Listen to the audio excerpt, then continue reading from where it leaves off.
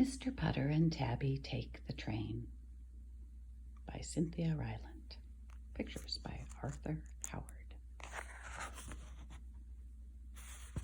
Mr. Putter and Tabby take the train.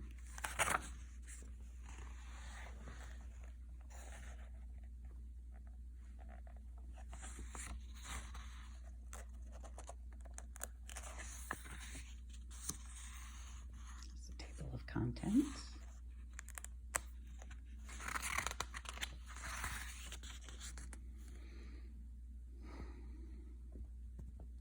An idea.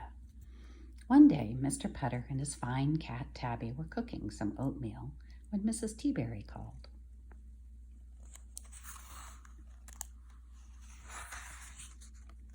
Mrs. Teaberry was Mr. Putter's friend and neighbor. "I have an idea," she told Mr. Putter. As she spoke, her good dog Zeke wagged at Tabby through the window. Tabby and Zeke were friends and neighbors too. Mr. Putter was not sure he wanted to hear Mrs. Teaberry's idea. Sometimes her ideas were odd and involved running fast or wearing feathers.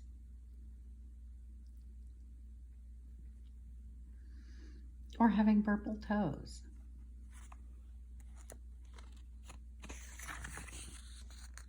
But Mr. Putter always had good manners, so he asked, "What is your idea, Mrs. Teaberry?" though he didn't really want to know. "I think we should take a train," said Mrs. Teaberry.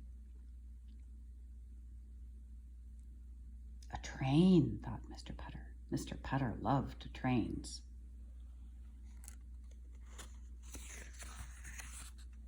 When he was a boy, he rode them all the time. He loved the big windows and smooth seats and traveling backwards, but he hadn't been on a train in years.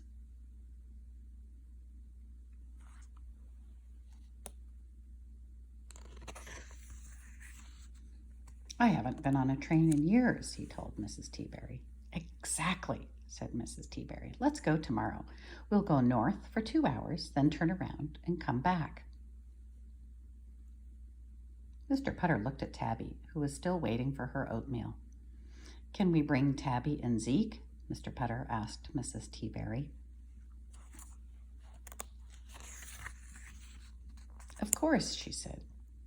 "You're sure pets are allowed?" he asked. "Certainly."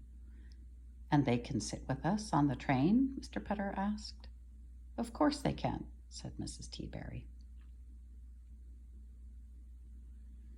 "You're sure?" said Mr. Putter. "I'm sure," said Mrs. Teaberry. "Positive?" asked Mr. Putter. "Positive," said Mrs. Teaberry. "Pets," she declared, "can go on trains."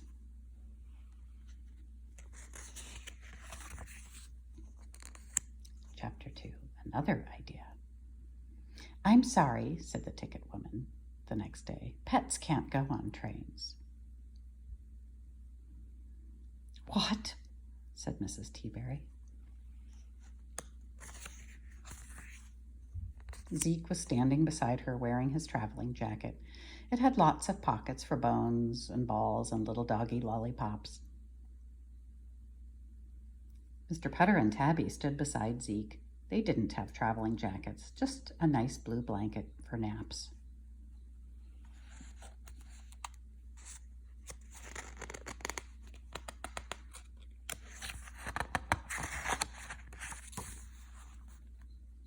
Mr. Putter looked at Mrs. Teaberry.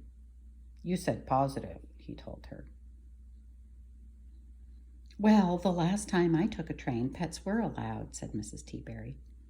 "When was that?" asked Mr. Putter. 1938, said Mrs. Teaberry. Mr. Putter had to smile. "Let's just go home," he said. "We'll have some tea." "We can't go home," said Mrs. Teaberry. "I've brought cards and games and binoculars and banana crunchies, and Zeke's jacket is all filled up."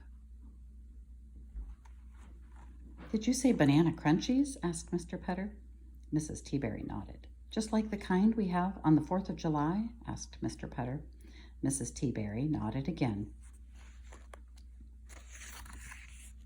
Suddenly, Mr. Putter couldn't imagine anything nicer than being on a train with Tabby and Mrs. Teaberry and Zeke eating banana crunchies.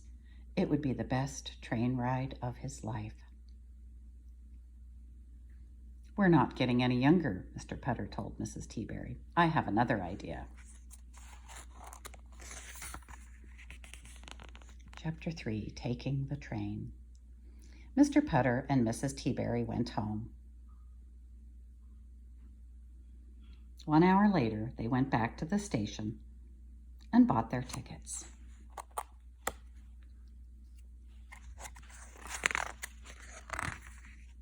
Mr. Putter looked a little different this time. This time, he had a very lumpy pack on his back.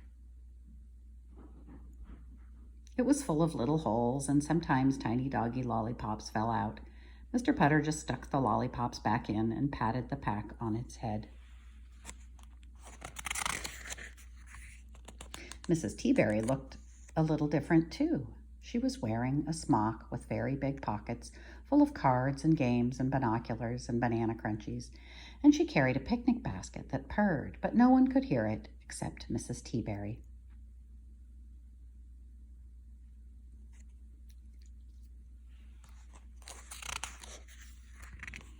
The two old friends got on the train and found seats by a big window. The train began to roll, chug, chug, chug.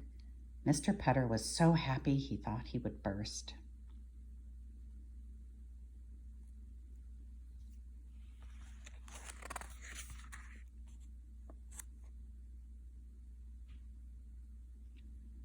And for the next 4 hours, he and Mrs. Teaberry had the train ride of their lives.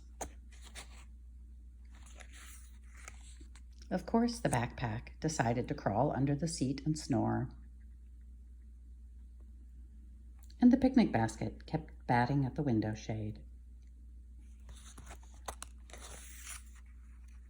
But Mr. Putter and Mrs. Teaberry just petted them fondly and fed them banana crunchies the whole way.